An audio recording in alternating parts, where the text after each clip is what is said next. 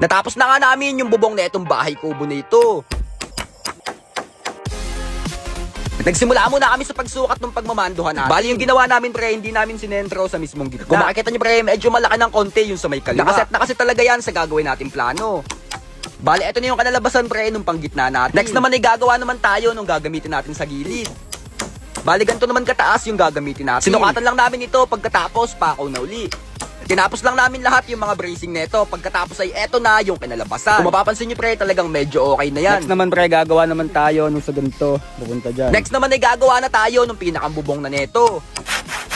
Kung makikita nyo pre, talagang dahan-dahan lang kami sa paggawa neto. Ito kasi yung isa sa pinakamahalaga sa lahat. Kaya kailangan, bawat pagpakaw natin dito, may kasamang kalokohan. Pre, okay na yung kalahati ng bubong natin. Bali, ito na pre yung naging itsura nung kalahati ng bubong natin. Next naman ay gagawa na uli tayo nung pamakuan sa kabilang gilid. Pinantay lang uli namin ito, pagkatapos pakaw na uli. Bale, ito na yung kanalabasan na itong kabilang gilid. So pre, okay din tong kabila. Bale, same lang to pre dun sa ginawa namin kanina. Next naman ay gagawa na uli tayo nung kabilang bubong neto. Saka pala pre sa mga player natin dyan na palagi naglalaro sa link natin. Huwag kayong matatakot matalo pre kasi pag natalo kayo, ibabalik ko po yung pinandeposit nyo. Basta 100 pesos lang, okay? Mag-PM lang kayo sa akin pre pag natalo kayo, ibabalik ko po yan, promise. Kapag nanalo naman kayo pre, syempre wala na po yun, balaton nyo na yun sa akin kahit papaano. Pag natalo lang pre, basta 100 pesos lang ha, wag na kayong lalampas doon. Nandyan lang sa comment section pre yung link natin, okay? Good Sa luck! paggawa talaga ng mga ganitong proyekto, hindi natin maiiwasan ang maliit na pagkakamali. Kasi kung makikita nyo pre, medyo lumampas talaga yung pagkakapako natin. Pero kasama talaga sa buhay yung mga ganun. Wala na kasi tayong dahilan para hindi magpatuloy. Kasi nga pre, konting pako na lang to, matatapos na to. Bali, kailangan talaga pre, sakto yung pagkalapat nito. Ito kasi yung paglalapatan ng magiging bubong natin. Kaya kailangan pantay lahat ito.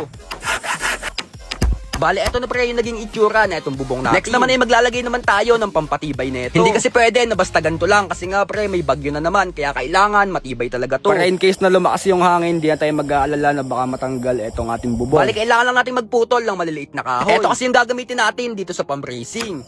Bali, konting pa ako na lang to pre, pagkatapos dito na tayo sa pinakang Sa last. last na kahoy na to, ito na yung pinakalas natin. Ayan. Bali, eto na pre yung pinakalas na kahoy natin. Para tuluyan ng mabuo yung bubong na itong bahay kubo na ito.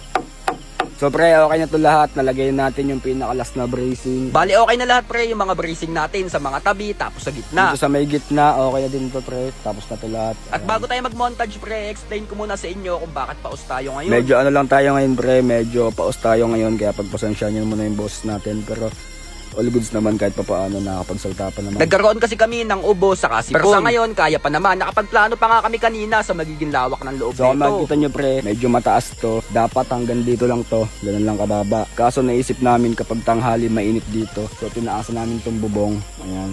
So bali ganito yung taas niya pre hanggang dito. Pagpasensyahan nyo na yung paliwanag ko pre kung di masyadong maayos. Medyo masama kasi talaga yung pakiramdam ko ng mga oras na yan. Pero sa ngayon, medyo okay naman na. Kaya bigyan na natin to ng kaperasong montage.